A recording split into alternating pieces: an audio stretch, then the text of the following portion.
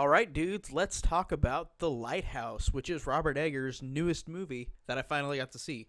I didn't get to see it in theaters, and just bought it on Blu-ray because it finally came out, and I was really pumped for this because The Witch is a movie that I really loved and I own as well.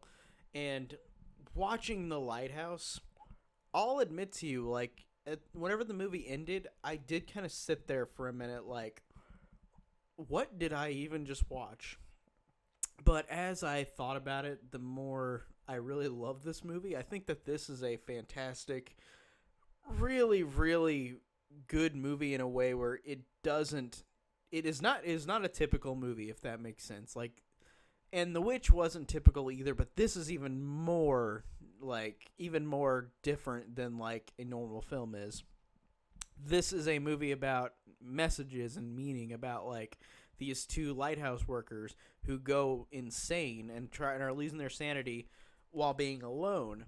While the movie does a good job of making you feel uneasy and feel very isolated, this portrays isolation in an incredible way. I'm genuinely surprised how incredible the use of isolation is in this movie. And the use of being in black and white, and the use of it being cropped in the aspect ratio it is in or filmed in. It gives a sense of isolation, a sense of being contained, and it works so incredibly well.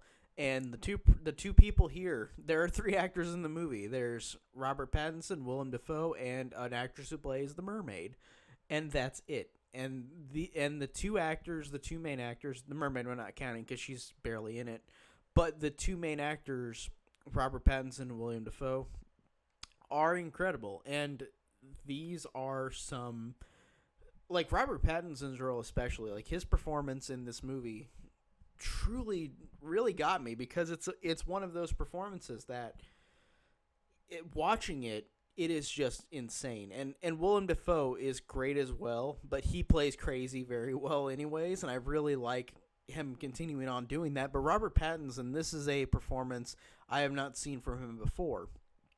And it really got me in just how these two characters, again, the sense of isolation, the sense of dread, the sense of these two characters going insane, while this movie symbolically showing like weird things. And as the movie goes along, you're just like, what in the fuck is going on? Like, it is so odd and so strange. But the strangeness to me worked very well. It really, in terms of imagery, just really got me in terms of how these characters react to things, how these characters lose it. It is just portrayed so incredibly.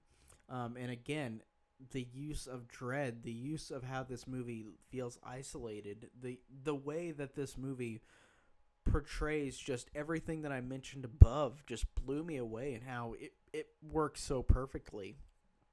And it's hard to choose between this and The Witch because The Witch I really loved as well.